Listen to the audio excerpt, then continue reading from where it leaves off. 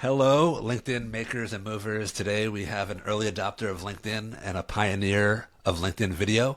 My first memory of him is a LinkedIn video where he ordered a burrito to the top of a mountain in the middle of nowhere. And to his credit, he tipped the delivery guy $100. Our guest today is Ryan O'Hara, the CEO of Pitchfire, the paid prospecting platform. Before I pass the mic to Ryan, let's get into his background.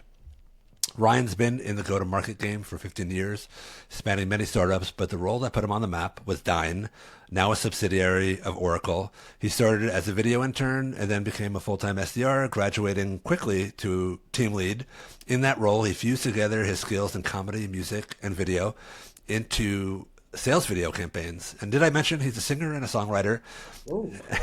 He made custom videos for Living Social, Hulu, Career Builder, Funny or Die, and it brought in millions in recurring revenue.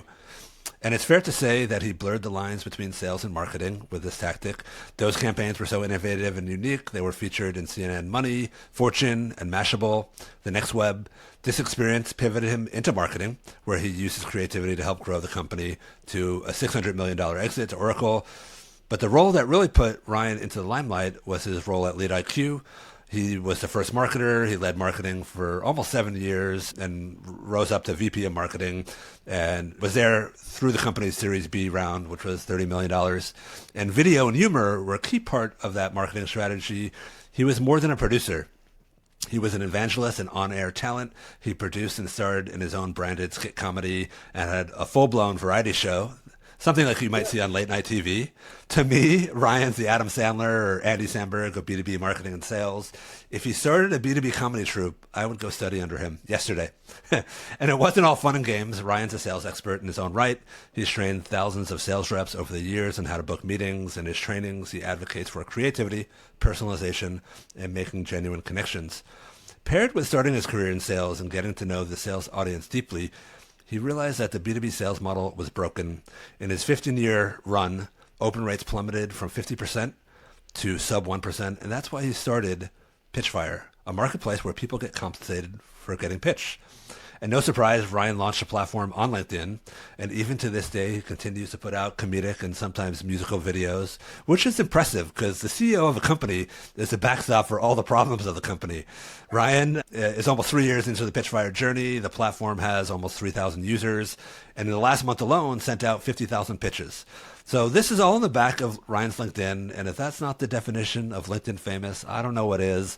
With that, let's give a warm welcome to Ryan O'Hara to the LinkedIn Famous podcast. Welcome to the LinkedIn Famous podcast, the show where we get real about what it takes to build a personal brand on LinkedIn that gets real business results. We're talking about driving revenue from a personal LinkedIn profile by sharing real and authentic stories and points of view. I am Brad Zomick, your host and the founder of Spectrumer, a personal brand consultancy that helps founders and executives get LinkedIn famous. Join me for unfiltered conversations from the trenches of LinkedIn. We'll meet CEOs, go-to-market executives, subject matter experts, and company employees with blockbuster LinkedIn results. We'll unpack strategy and leave you with tactical advice to grow your personal brand and demand for your company's products and services. All right, LinkedIn hustlers, it's time to level up.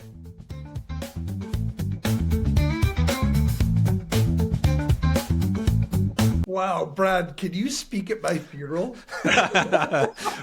Well, That's the intro anyone's ever given me. That was like, I felt like I was like a Wikipedia page almost. Incredible. all right. Well, you know what? You'll have the soundbite. You can play it at your funeral. I used to have one of those like middle school like TVs they used to have with the VCRs. I'll like wheel it in and have it played. Yeah, you can burn the clip to a VHS and put it in there, pop it in. Or actually, you won't be able to pop it in. Someone else will be. So is there anything in your background that you want to double click on? I mean, we can talk about all these different stories and stuff, but I think if anyone's listening to this, I think one of the best things that like ever happened to me, my first 3 months that I was in the workforce after college, I was like super like straight-laced and worried about stuff. And like, I want to give credit to Kyle York, who started York IE. If you go look him up, After a couple months at Dine, he like sat me down in his office and he's like, I hired you to be Ryan. I didn't hire you to be these guys. Like, start being yourself and do this stuff. And it was like some of the best advice I ever got. And like the guy that you see in these LinkedIn videos and stuff that I'm doing is the same person that I am in real life. And it's way easier for me to like exist in this business world because I'm the same person in all these different places. That's awesome because you answered my next question. Everybody who comes on the podcast, I asked them to tell us something about yourself that you wouldn't know from LinkedIn. Is there anything else juicy? Yeah, there are some things. Okay, one of the most popular things that a lot of people find out that's surprising about me is I don't drink. I don't do alcohol. I've never been drunk. I'm 38 years old. I'm not a Mormon dude or anything. I've never been drunk. Never done drugs. I grew up liking punk music and stuff, and like kind of liked Minor Threat and Straight Edge and all that stuff, and kind of was into that a little bit, and like that kind of stuck with me through my life, and now I'm a 40-year-old man almost that's never had a drink in my life. That is impressive. Well, kudos to you. You have a lot of brain cells that most people don't. I imagine that I'd be like, I put on a little weight during COVID and I've been losing weight by walking every day. I imagine I'd weigh another 100 pounds if I drank beer. That's what everyone says. Cause like, I read like blogs. I'm like, hey, how to lose weight and all this stuff. One of the first things they do is like, say, cut down your drinking. I'm like, damn it, I can't do that. Well, I guess the next thing after drinking is the sweets. Yeah, well, I drink coffee, but I've converted over to I'm a wuss. I don't. How do you drink your coffee? I don't drink it black. I drink it with like cream and sweet and low and crap in it. So I actually don't drink coffee. This is kind of odd. I got into, as you get older, I want to take better care of myself, and I had a trainer for a while, and he's like, "Oh, why don't you try this pre-workout drink?" And I look at the label, and it's like 2 cups of caffeine and a bunch of vitamins. So I just take that, and it's like an orange drink, and I don't drink coffee. Cool. Yeah. I think I've tried one of those once. So. One time I went to a conference when I was at Lead IQ and I didn't have coffee that morning. And one of the booths was giving out this like weird grass drink that like had like ginger root and stuff. And I drank it and it like, I felt like Al Pacino on cocaine in the 80s. Like it was like, oh!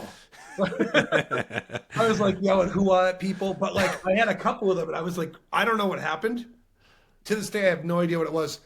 For the record, everyone, I know it didn't have booze in it. I asked before I drank it. So if you're like, no, it sounds like you did have a drink, Ryan. I didn't.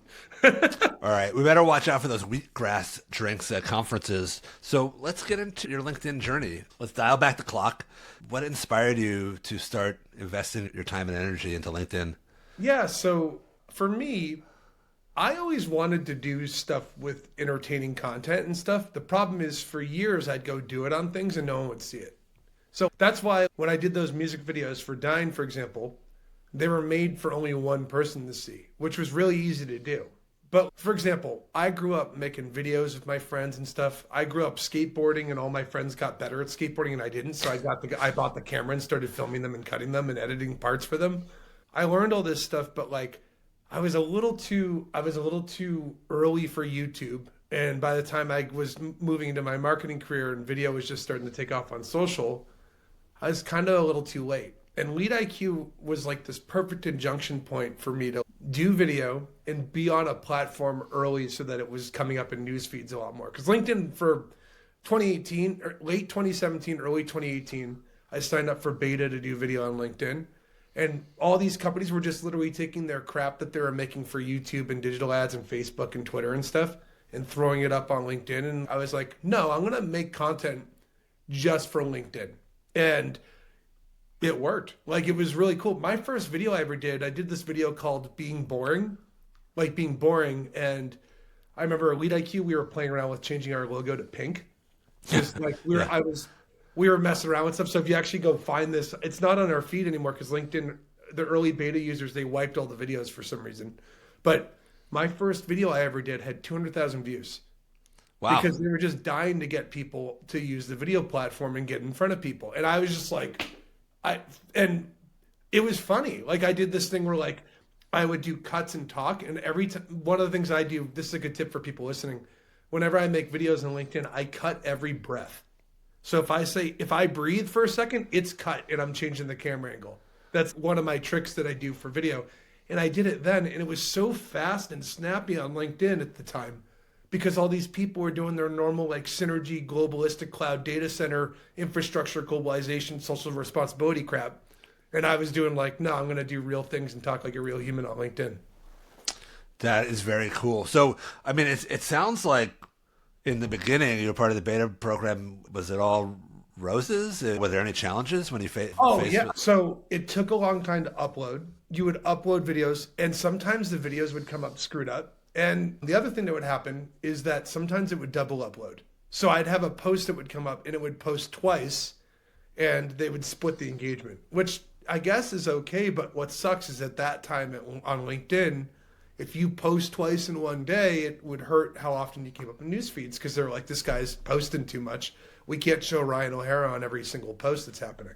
But that was kind of just talking about the early days of LinkedIn video. That was a big part of it. And then another thing that really helped us at Lead IQ and making it translate to Lead IQ success was this partnership we had with this agency we were using called the Cringey Agency. And what they allowed me to do is I could go execute, I could come up with ideas and do stuff, and then they would help me with distribution on like getting the landing page built. So if I did a video and I plug a webinar at the end, I didn't have to go waste time like making the landing page for the webinar, which back then, it took a little while. There's apps now that make it really easy for you to go build a landing page, but like back then you were using you were pretty much using WordPress, and you might go leverage an Instapage or Unbounce or one of those pages, but I could basically go make something and know that the endpoint that I was going to point it to could match the creative of what I did in the video. And so a lot of the content that I would do would relate to the vibe and the look and feel of what we would go do for a webinar.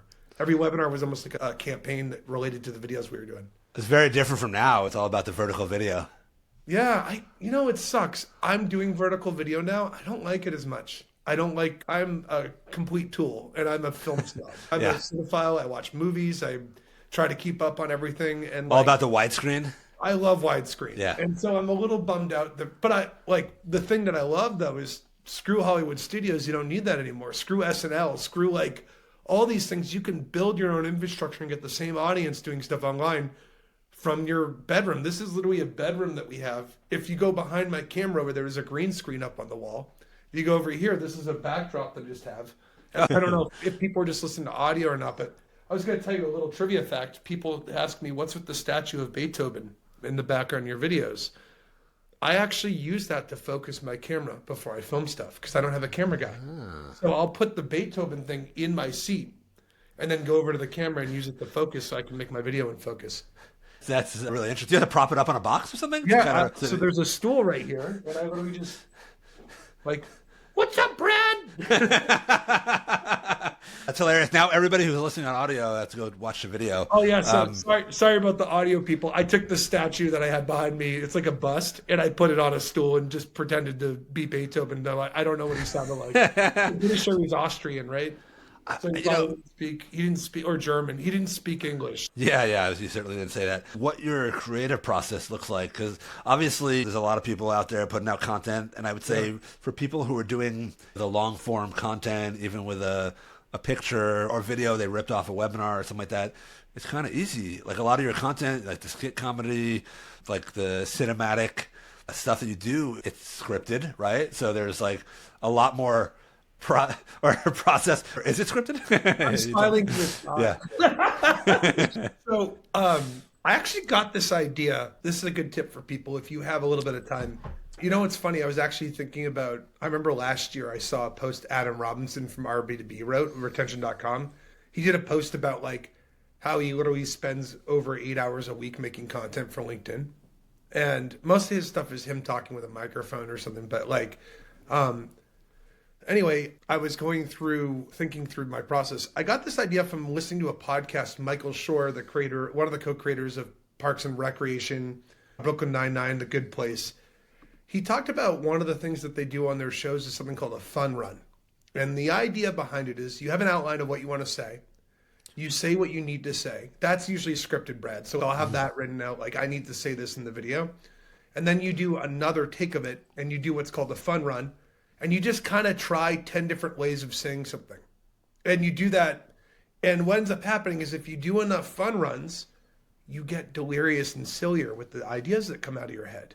So if I'm talking about, I'll give you an example. I did a video downstairs this morning where I'm making bacon, and Arwen, my corgi, is down on the floor staring at the pan, hoping she can get some bacon. I did 20 different versions of me talking to Arwen back and forth about paid prospecting.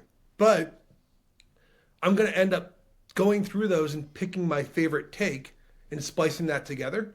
And that's one of the ways I can come up with ideas on this stuff. The fun run stuff ends up usually being used way over the scripted stuff that I needed to say. And so if you do this enough, you end up actually coming up with better and funnier ideas.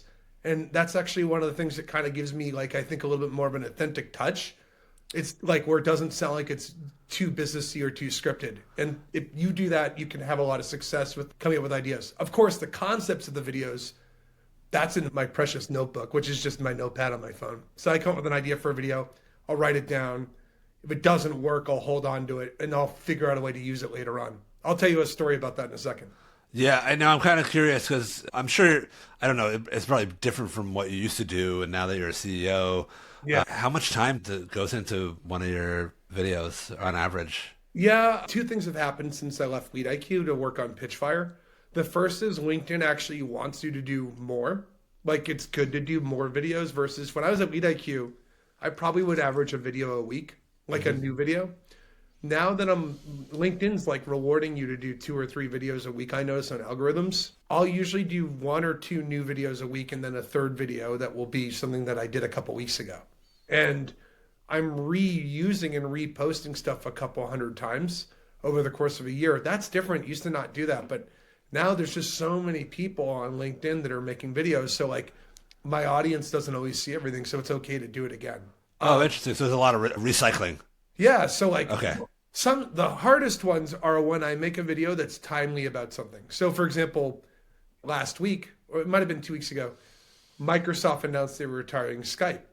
And I spent a ton of time using I Skype. saw that. Oh, you saw this video? You saw I this just saw the video. I thought it was actually an older video that you brought back. I didn't realize No, that. so Yeah. the quality was really crappy, but Yeah. like I was like, shoot, I have a 1 hour window. I'm in back-to-backs all day. I have a 1 hour window. I want to make a video that's a tribute to Skype. So I did I don't usually do parodies that much, but I did a parody of Good Riddance, Time of Your Life by Green Day. Yeah. Yeah. How Your Skype, and recorded myself playing Good Riddance on the piano and singing words that I made up for Skype. Yeah. I made It was jokes. hilarious. Yeah. Thank you. I made jokes about like Skype being unreliable and breaking all the time and stuff. But like that video, I had pretty good, by the way. It did okay. I ended up getting around 1,900 views on it, which might not sound like a lot, but that's a lot on LinkedIn today. I'm happy to get that. Like I'll be happy to break 1,000 sometimes on things. But what ended up happening, I only had an hour to do that. And because I only had an hour, I did 3 takes of it. And then I cut it in 10 minutes. And editing's gotten a lot easier now because of AI, which is also helpful.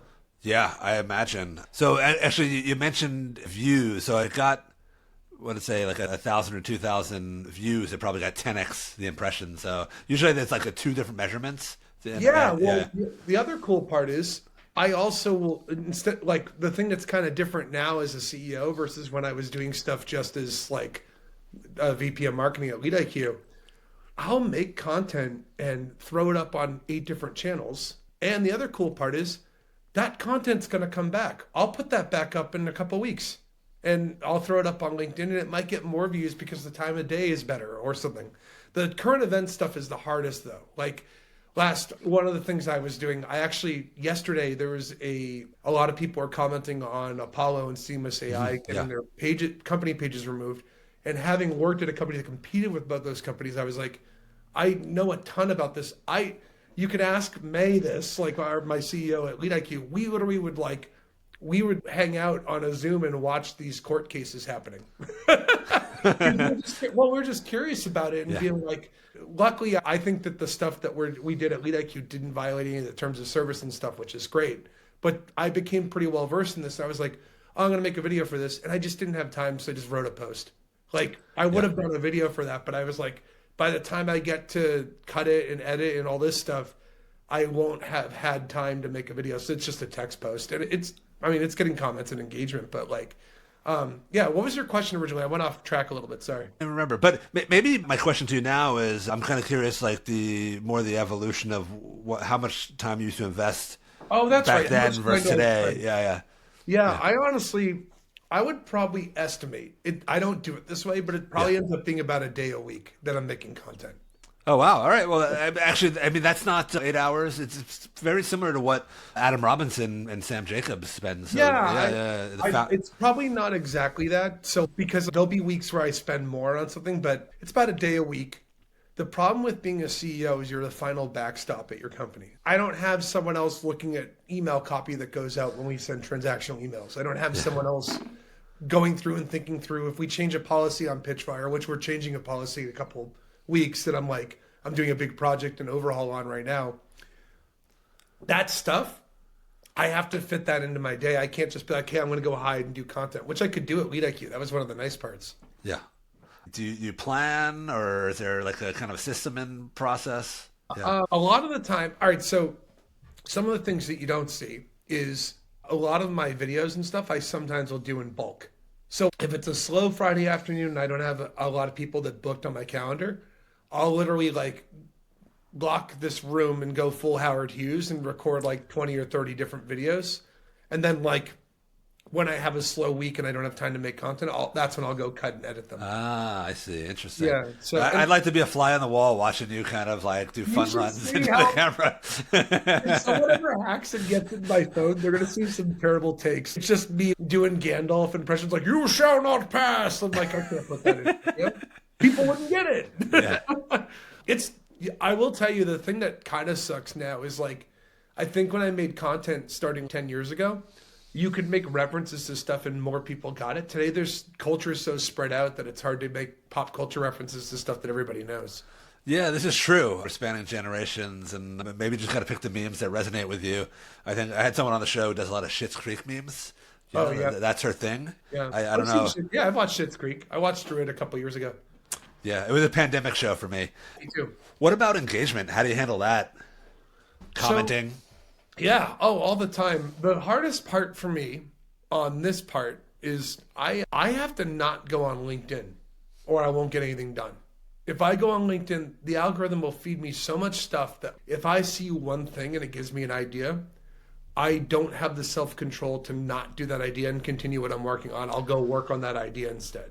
Which is I probably need help about that. I need to get some help. But LinkedIn anonymous? yeah, and the same thing with other social stuff. So for commenting, I actually block time to do it every day. So I'll go block off 30 minutes at the end of the day to like 6:30 to 7. I'll go check LinkedIn and be like, oh, I'm gonna go comment on stuff and see what happened that day. The only downside about it is like sometimes I'll get comments on something about Pitchfire. And I feel like a jerk because someone's supporting me and plugging the company. Mm-hmm. But I don't get back to them until a day or two later. And I feel like we just won't get anything done if I hang out all day on a mention for Pitchfire. What about, you're a sales guy and a sales expert. Do you go on LinkedIn do you do any outbound? Do you know? Yes. DMs? Yeah, Let's talk about what you're doing in sales on LinkedIn. So LinkedIn for me, a lot has changed for it. I pretty much exclusively prospect first degree connections now. Okay. And so I'll go through and I'll give you an example. So one of my goals I'm trying to do, and I posted this about LinkedIn at the beginning of the year. I posted this on LinkedIn. I'm trying to walk the entire length of the United States this year. So it's 2,987 miles or something from Boston to LA. Mm-hmm. I'm not doing it in real life. I'm just doing it around here as if I were doing it in real life, walking across the United States. There's several reasons why I'm not doing that. So every day I walk about 6 or 7 miles in the morning. Oh, wow. Good for you. I did that this morning. I'll actually go on LinkedIn, use Sales Navigator, find someone I'm connected with, and while I'm doing my walk, record me making videos for each of these prospects one-to-one. And I just send them on phone. You can't send video on desktop, which sucks because I do fully edited productions if I could do that. Yeah. That's what I do to prospect every day. And while you're walking, you just unedited. You just kind of cut something and. Yeah, it's unedited. A lot of it's bits. People have seen them. I mean, sometimes I usually have a framework. What I usually try to do is like, I look at a person's profile. This is good if you're listening to this and you want to do sales. One of the things that still works today, no matter what, with all these AI writers and scripts and crap like that, if you lead your prospecting with something you have in common with that person, you're way more likely to get a response that's positive than if you just say something like there's personalization where it's like, hey, I see you live in Chicago. Where are you, Brad? You're in New York, right? Yeah, Long Island area. Yeah. All right. So, for example, you have a fish poster in your background, right? Are Yep. you a fish guy? I am a fish guy. I wouldn't have the poster back there. Okay. I was going to say, well, maybe I didn't know if it was like a wife or, That's true. Yeah, yeah. yeah, yeah. Um, She's a fish gal. so if I were cold emailing you, for example, or writing a video for you on LinkedIn, in my video, I might record, I'm not a fish guy, but I might record and be like, hey, Brad, I live in Newmarket, New Hampshire, and I don't know if you know this, but there's a legendary music venue at the top of Newmarket. There's this big ass hill. It's called the Stone Church. And Fish has played there like 3 times. They started before anyone gave a crap about them. They played at this music venue, and I played there, which is really freaking cool. I got to say I played somewhere that Fish played, and like I would say that in the video. You're probably more excited that I said that in a call than, hey, Brad, given your role as a VP of demand generation and agency owner, that's what everyone else is doing for personalization. But I can see easily from any of your posts you're doing from LinkedIn Famous that you have a fish poster in your Yeah. background. I noticed.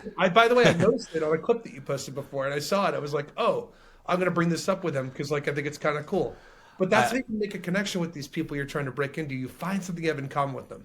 Well, I feel connected to you. But I already did because you're just a funny guy, and I feel like I connect to your comedy on LinkedIn. Me too. Obviously, I feel like you feel like someone that if I ever had a writer's room, I'd want you in it. all right, good. Maybe there's like another second act for us after whatever we're doing now.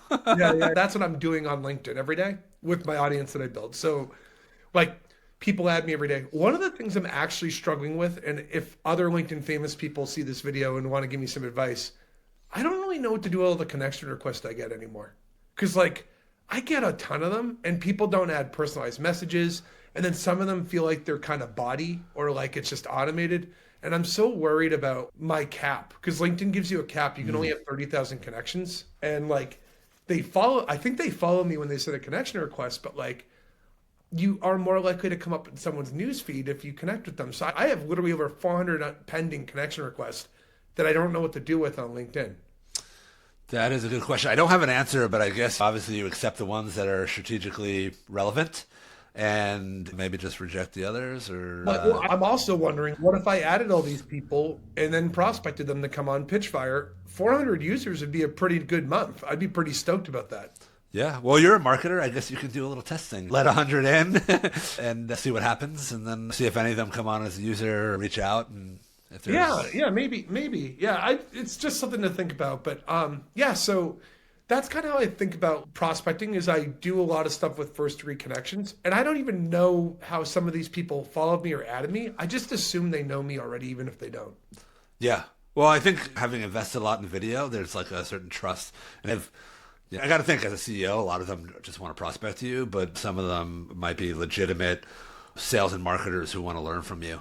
And, it's funny when I was at I've done a talk about this I actually did this with Drift a couple years ago when they were like coming up and they were doing their Drift Insider course stuff. I did a course on this with brand building. One of the things that I talked about was there's this thing called media theory or media friend theory. It actually came out of the University of New Hampshire, which is like the next town over. Someone did theorize that if you get exposed to someone regularly over a long period of time, even if you don't like them, just being exposed to them, you feel like you know them. And if you feel like you know them, you're more likely to do stuff for them. One of the most classic examples of this is they did a bunch of cold calling the night that Johnny Carson was going to retire from The Tonight Show. And Johnny, for people that don't know, Carson did The Tonight Show for almost 30 years, over 4,000 episodes over the span of the 30 years, 4 nights a week. And except in the summer, they didn't do it in the summer. But that's longevity. Yeah, that's for sure. They did a survey asking people, how are you dealing with Johnny Carson retiring? And some people compared it to being as sad as seeing a parent die when he was leaving the airwaves because they felt like they had such a close relationship with Johnny. And if Johnny did something to to give you a pat on the back or give you some support, his clout would pass over to all these people that were on there. And you can see the farm system of all these comedians and people that we know in entertainment today that had endorsements from Johnny Carson that like it got passed over because the people that love Johnny loved that person. Same thing happens for the brands you get associated with. If people like me, they'll like Pitchfire and Lead IQ and Dine and all these different places that I've worked. That is really compelling. I'd love to see that research. I'll have to Google it after. Yeah, it's But called Joshua Merowitz was the name of the professor that published and did it. And I actually took his class because I saw this and was like, oh, this is interesting. But the reason I bring it up is this is why if you want to do more stuff to get on LinkedIn, you need to regularly put content out. Like it's got to be regular. If Carson did this 4 nights a week, and that's how I approached marketing at Pitchfire. That's how I approached marketing at LeadIQ. At Dine, less so because we weren't posting on LinkedIn that much back then because LinkedIn wasn't really being used for that much, except from company pages. But that's a key aspect is can I get people to see me regularly and with new and fresh stuff? And once in a while, we'll throw some reruns in there. so I have a question here. Obviously, you have a pretty unique skill set, the humor, the music, the video. Yeah, that's true. Your ideas are pretty like sometimes off the wall, zany, but like there's a level of creativity that I think is not really present almost anywhere in B2B.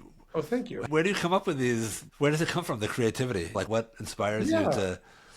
Have you ever talked to Alan Gannett?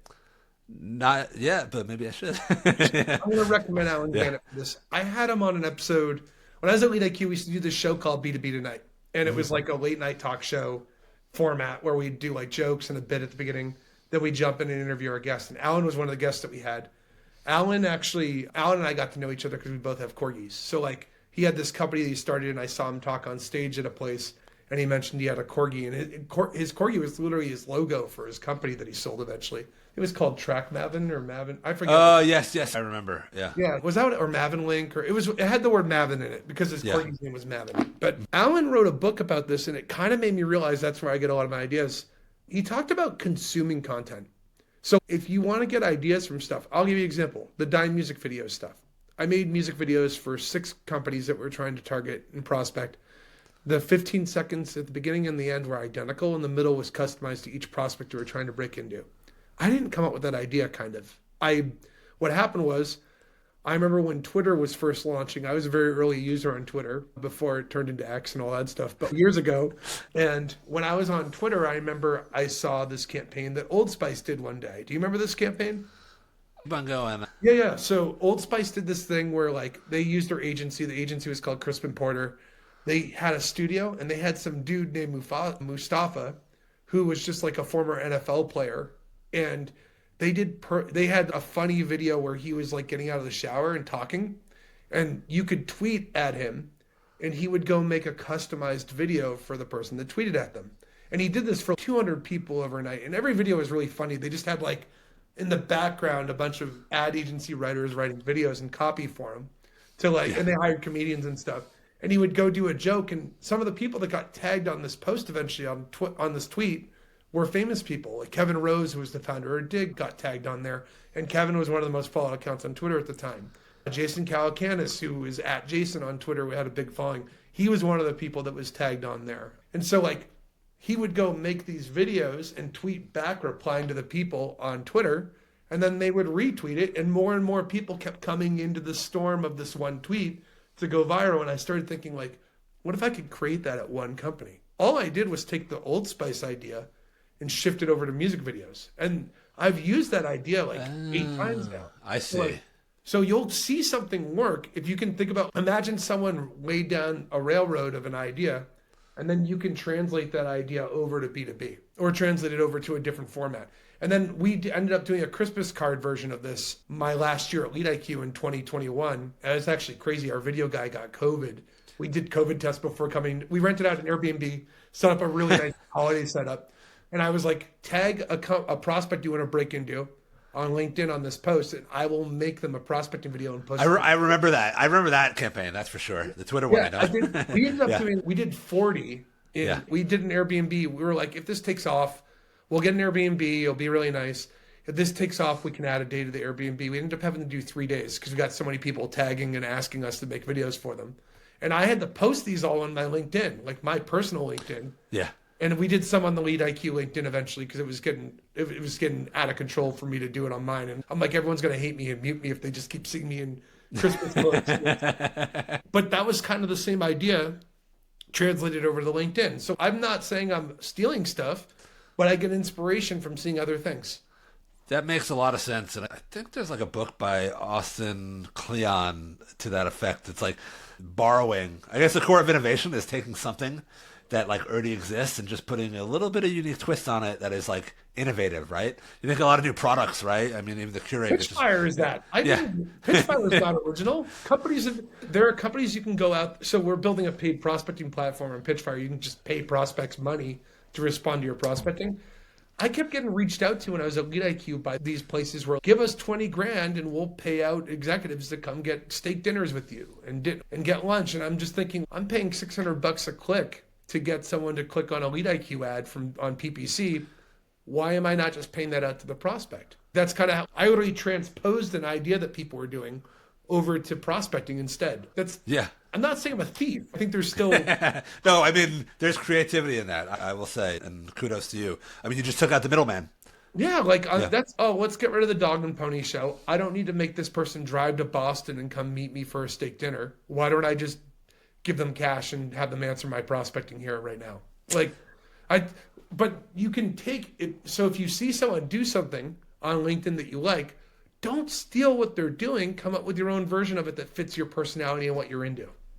I love that. I love that. So let's shift gears a little bit. I talked a little bit about the impact of LinkedIn or some of the work you've done there beyond some of the business success. What kind of impact has LinkedIn had on your life? Oh, I mean, I think my whole life changed from LinkedIn. Prior to, so the first thing that actually, we talked about video and I kind of jumped ahead, but the first thing that actually really changed my life with LinkedIn was when blogging first came out. I wrote a blog post on LinkedIn called 3 Tricks to Find Anyone's Email Address. And I put this blog post up. That's how I met May and Angela from Lead IQ. And I ended up becoming their VP of Marketing and Growth because I did this post and Angela messaged me and said some of these ideas are really clever. I just did this blog post called 3 Tricks to Find Anyone's Email. And LinkedIn at the time was looking for people to make stuff on their blog. I wrote it. It got indexed super high. If you Googled Find Anyone's Email for 5 years, my blog post on LinkedIn was a top search result. And so the Lead IQ guys were smart and said, hey, can you put a link to Lead IQ at the bottom of it? And I was like, sure. And that's how we started our relationship. And then like when I was looking for contract work as a fractional marketing guy, I was working with Branded.me at the time, running all their growth and marketing stuff. I saw that they were looking for someone and I filled out something. They already knew me because of the blog post and from our interaction we had before. So like LinkedIn, that's all LinkedIn that happened. And that if I didn't, I'm going to be honest with you. I think for like when I left Dine, and this happens to people, everyone watching this, you'll go see people all the time that like they had one really killer gig and then like they kind of will float between a couple jobs for a little while. I honestly, at one point after Dine was like, shit, man, the best thing I'm ever going to do is Dine. This sucks. And what ended up happening was like, I kind of changed my mentality and said, no, you know what? I just need to find the right spot where I can take my knowledge of sales and B2B and combine it with marketing jobs and kind of someone can get out of the way and say, go. And that ended up being Lead IQ. So like, my point is that's how it started changing my life is I had a couple places that I tried to work that didn't quite fit my skill set. And because I did something on LinkedIn that got me famous, the blog post to start, that's when I started seeing an influx of followers and people following my stuff. You know what's funny? I didn't put other blog posts up. I think I did a couple, but they weren't great. That was the golden goose. No, it's really interesting too. I had an experience too, similar to you at Dine, where I played an instrumental role in the growth and it was an acquisition. My first at bat marketing, my marketing career. I did other stuff before, and after that got acquired, and they did a Silicon Valley, where a year later they just crapped it out. I was like, I'm the guy from Skilled Up. Who am I now? So that resonates with me deeply. I'm wondering if there were any other unexpected things, negative or positive, that kind of came out with some of this fame that you have from being well known on LinkedIn. Yeah, definitely. There are people that hate me. Like there are. How could somebody hate you? I got them, man. It's funny. It's so hard not to say one of their names right now. But I know, like, funny story. This is true. My wife, who is a social worker, wanted to take a break from social work. So she got a job working for an agency, like a marketing agency. And she'd ask me sometimes for introductions and be like, hey, I'm looking for someone to do a webinar with this company who's a good fit and stuff. And one of them that she said, I was like, actually, we'd be a good fit. I was like, if you want to try it. And what's funny, my wife didn't take my last name. So it's a huge pain in the ass to change your name. I don't blame her. So I'm not mad or anything. But so she didn't take my last name. People don't know that she was my wife. One of the clients that she was talking to was like, hey, what if you could get Ryan for this webinar? He has got a good draw, good audience and stuff. And the person on the call went on a 10-minute rant about how much they hated me. The trolls are out there. Haters gonna hate. Yeah, Yeah. there's that. The other part is some people will see you, like, I will give some videos out. Sometimes I do a video where I crank the silly to like 11, and then I'll Yeah. have some that are a 6 or 7, where I'm actually giving you some good information or teach you something. Like the Tiger Skype video I did 2 weeks ago. That video is not educational at all. It's just meant to be really silly. But I'm going to do those occasionally and then do the video where I sit down and talk to you about something that's happening in the industry or what to write in a pitch or how much to offer a prospect for money, or I'll give you best practices and stuff. If they see one of those outlier videos sometimes, they think I'm a troll, or they think I'm like not like actually like a serious person that knows what I'm talking about. That's some of the risk that you take. But I'd rather piss off 4 people in a room and have the other 6 love me than have a bunch of 8 people that are indifferent about me. Yeah, I think that's a pretty good mindset because otherwise, if you're not rocking the boat, you're kind of in the sea of sameness and I maybe always feel irrelevant. And I yeah, think that most yeah. B2B brands are in that kind of no man's land where if a tree fell in the forest, would anybody know? Yeah, it's funny. I see like we used to play on that a lot. Like one of my favorite ideas, one of the best videos we ever did was when I was at Lead IQ. Zoom Info at the time had just acquired DiscoverOrg. And when we were on sales calls with people, we were competing with Zoom Info and DiscoverOrg on almost every call. Like any person that we're doing a call with. And we're the incumbent. Zoom Info had been around since 2004. And when they merged and became one company, like we were like, what do we do? How do we react? Because everyone's talking about them online. I'm like, I want a news jack, obviously, because I want to be pegged into that news about it, because it was one of the big trending things on the news for LinkedIn when you clicked in, like Zoom Info and DiscoverOrg merge. And when that happened, I was like, crap, what do we do? And we had this idea. I'm like, what if I go and act like I'm doing a really serious video about like giving some thought leadership in quotes about like the merger of Zoom Info and DiscoverOrg. And what we did in the video is like I'm talking and it slowly zooms in, and I'm like, yeah, now that we've seen Zoom Info and DiscoverOrg, this is going to have an enigmatic change in the sales intelligence space. And then I did this thing where I'm like, we've now joined the ranks of Buzz Aldrin, the LA Rams. That was when they lost to the Patriots in the Super Bowl. And I can't remember who else. Like it was a couple of second place people. And I was like, I'm proud to announce that Lead IQ is now in second place. And everyone in the office came in and started dancing because like we were really the third place provider. Yeah. And those two merging just moved us up one. And dude, it blew up. Like that video had a couple 100,000 views on it too. And what was awesome though is Zoom Info and DiscoverOrg people were commenting on the post, which put us in front of their followers on LinkedIn. Yeah. So like, because they thought it was really fun. I mean, I was congratulating them. Yeah. Well, like it was self-deprecating a little bit too. But that's an example. You can do like fun and creative stuff. We did the misdirect because everyone thought we were being super serious, and then we just jumped into that. That is awesome. Shifting gears a little bit, what advice would you give to someone who wants to build their presence today in a different age of LinkedIn? Yeah, I mean, I'm honestly still navigating some of that too, so I don't want to play off and pretend I'm an expert, but I think it sounds weird, but people talk about this in the startup culture. You got to ship. Do you know what I mean by that? So in startup world, they're like ship. Just don't wait, don't make things perfect. Just ship and get stuff out. It's the same exact thing with making content for LinkedIn. I think so many people will record, say, oh, I said that wrong, I'm going to re-record it. Oh, I said that wrong, I'm going to re-record it. And then you go put it in the cutting room and you have your video guy cut it, or you do it yourself. A lot of the time, I think it's just important to get stuff out every day, 4 days a week at least. Don't post on Fridays, Saturdays, or Sundays. Use that for old post if you want to. Mm-hmm. That's smart. I appreciate that. Do you think LinkedIn in its current state is overrated or underrated?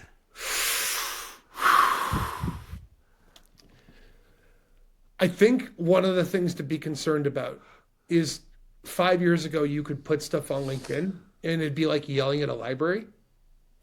That's a good analogy. Now it's kind of like yelling at a stadium. Yes. Or the club. So I don't want to get put in LinkedIn jail for this, but it's really important that you can convert your LinkedIn audience into another channel.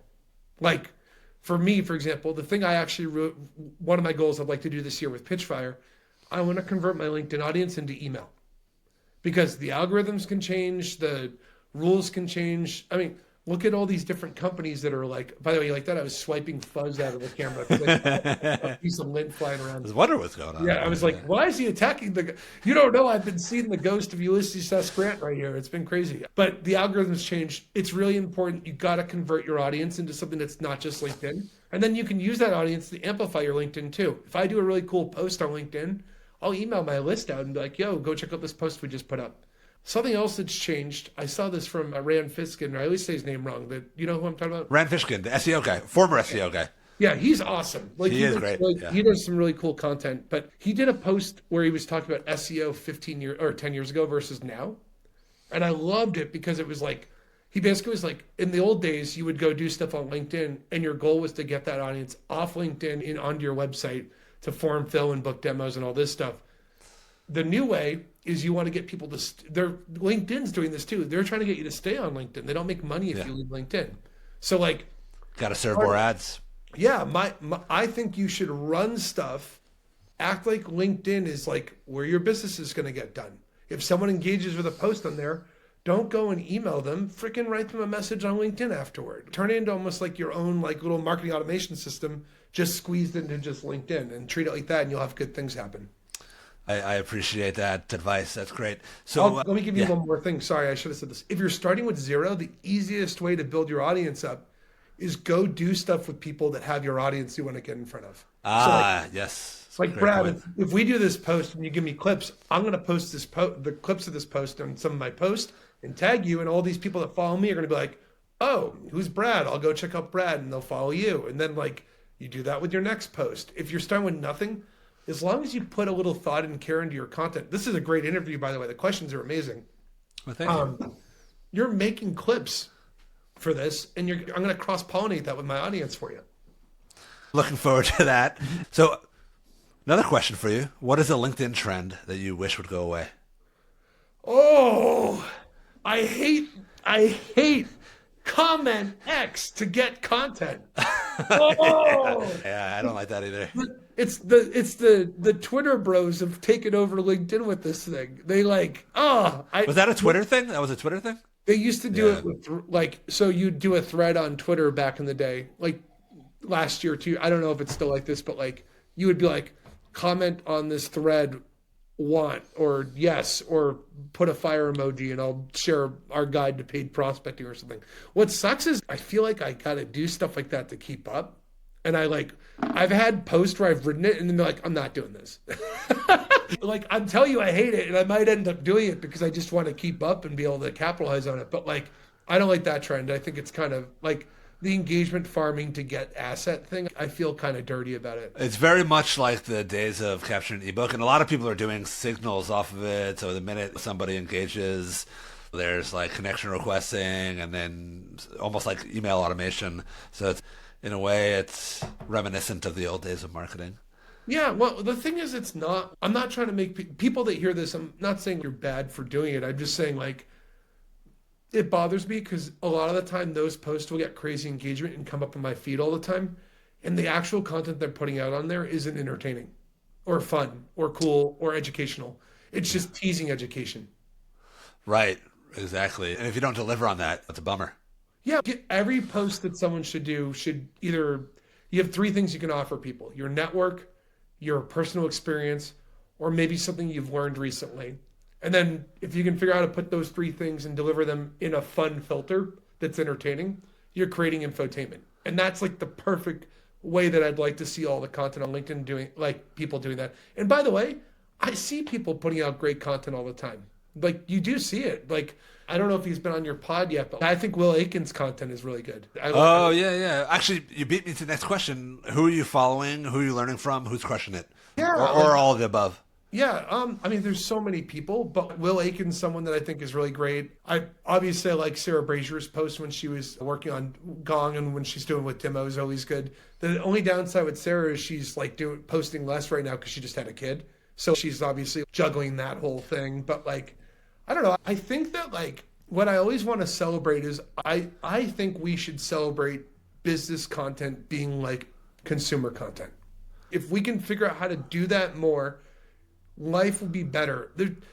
Everyone thinks that you can't be silly in business and like you have to be super serious and stuff. But the fact is, half of the commercials I watch when I watch a football game are car insurance commercials, and they're silly. And you know what's not silly? Getting in a fucking car accident. Yeah. I got rear-ended in December and I had a Yeah. concussion and I couldn't post or make things or look at a screen for a couple weeks from the car accident. And so I was posting a lot of old stuff. I had this whole schedule of a campaign I wanted to do around Christmas that I had to scrap because I couldn't concentrate and do it. I had to get my concussion better. Every car insurance, the person that hit me uses Geico. And Geico commercials are really silly. It was Yeah. not Yeah. silly being in a car accident. And it I'm wasn't sure. silly working with their insurance company. And I still haven't got my car stuff fixed because of this thing. That's But terrible. yeah, but like, my head's luckily better. So hey, if you're an investor, I'm great. Give me some money. Right? But like, my point is like man, he went all over the place. It must be from the concussion. My point is, no, like, they're doing that. They're being silly, and they're in something that's super serious. So you should be super. If you can be silly and fun and entertain people, it's an art to do stuff on LinkedIn. We need to treat it like an art form. It's not just like stale thought leadership crap. I think that is a great point and a good place to land the plane. B2B should be more like Geico Insurance ads and take things that are kind of boring and try to make them fun and interesting. And Ryan O'Hara is the best at this in the game, or one of the best, if Back to my if not. funeral. Come back to my funeral. Is there, to wrap things up, is there anything exciting going on at Pitchfire that you want to plug or share with the audience? Oh yeah. So we are now doing something cool where if you are a business and you have like a bunch of leads in your marketing system that haven't been responding to your sales team, we'll go run paid prospecting campaigns at those people for you.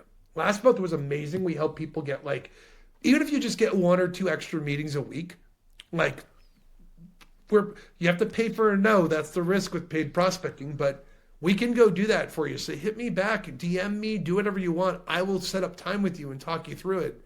We'll run some paid prospecting campaigns for you on the side while you do your normal stuff. It's super easy and it's fun, and we're having a lot of fun working with people doing it. Hey, that's fun and easy for sales. Having my first taste of outbound selling this year. If it's fun and easy, it sounds pretty awesome because at least like it's new to me and often pretty painful.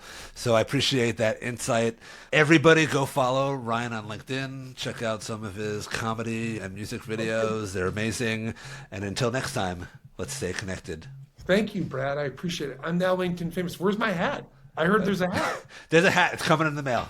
I can't wait. I'm so excited to wear that and have people like, what a douche. I don't care. It's cool.